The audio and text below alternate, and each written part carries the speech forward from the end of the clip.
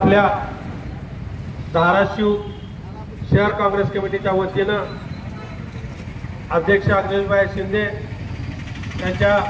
मार्गदर्शनाखाली आपल्या सर्व जिल्ह्याचे नेते माननीय विश्वासप्पा शिंदे साहेब, आदरणीय जिल्हा काँग्रेसचे अध्यक्ष धीरज पाटील साहेब, खलील सर, पांडुताचा कुंभार, कार्यक्रमासाठी ज्यांनी प्रयत्न केले असे अग्नेशभाई शिंदे, प्रसन्नभाई पाटील, जावेदजी काजी, साफरकरताई, आपल्या सर्व उपस्थित सर्व प्रमुख पदाधिकारी, नाव घेणं उचित नाही कारण का आज शहराची जी परिस्थिती पाहिली असता अतिशय वाईट अवस्था आपल्या शहर काँग्रेस कमिटीच्या अध्यक्षांनी जी कार्यक्रमाचं आयोजन केलेलं आहे, शहराची परिस्थिती पाहता आंदोलन केलेलं आहे। या गावामध्ये एकही रस्ता, एकाही गल्लीमध्ये रस्ता चांगला कुठं आहे हे दाखवणं गरजेचं आहे कारण पूर्ण रस्त्याचं बट्याबोळ झालेलं आहे। यापूर्वी आपल्या गावामध्ये अंडरग्राऊंड कामाचं नियोजन करण्यात आलं,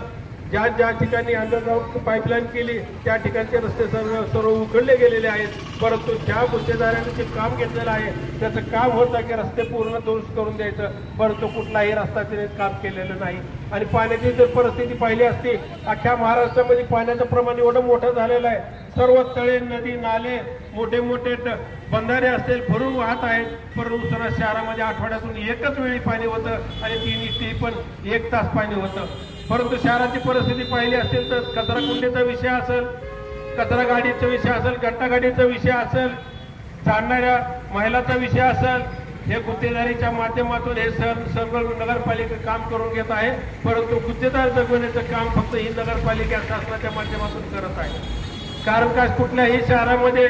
घंटा गाडी वेळेवर येत नाही, नाल्यात तुडूंब भरलेला आहे, कचरा साफ केला जात नाही, कुठलीही गाडी येत नाही, परंतु कचरा कुंडीच्या माध्यमातून जर प्रश्न उपस्थित केला तर त्या गुत्तेदाराचं बिल दिलं जात नाही, त्याच्यामुळे तो काम करत नाही असं म्हणलं जातं। परंतु महिन्याला जी ठरलेली अमाऊंट असेल, समजा जी एखाद्या महिन्याला 10 लाखाची अमाऊंट होत असेल तर गुत्तेदार काय करतो, बिल नाही म्हणून त्याच्यातले 5% 10% फक्त माणसं कामाला लावतात। कचरा गाडी असेल, घंटा गाडी असेल, माणसं कमी केले जातात, परंतु पूर्ण महिन्याचं बिल तर गुत्तेदार आज जाऊ द्या त्याला मिळणार आहे हे देखील प्रश्न सांगणं गरजेचं आहे। लोकांना फक्त कारण सांगितलं जाते पैसे मिळत नाहीत आम्ही म्हणून काम केलेलं आहे, परंतु आजची परिस्थिती जर पाहिली असता आमचं एक असं म्हणणं आहे, एखाद्या प्रभागमध्ये जर काम होत नसेल तर आपण एक प्रकारचा नगरसेवक निवडून देतो आणि त्या नगरसेवकाची जिम्मेदारी आहे त्यानं ते सर्व काम करून घ्यायचं। परंतु आता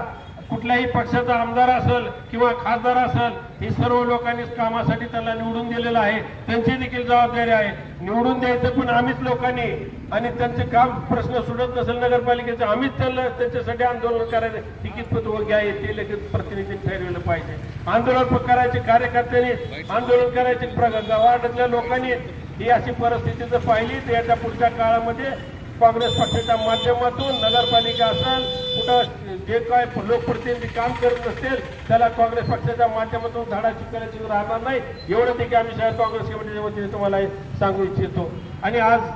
जे आंदोलन केलेलं आहे त्या आंदोलनाची दखल नगरपालिकेला 100% घ्यावी लागेल, नाही जर घेतले तर पुढच्या काळामध्ये निश्चितपणे हे आंदोलन तीव्र करून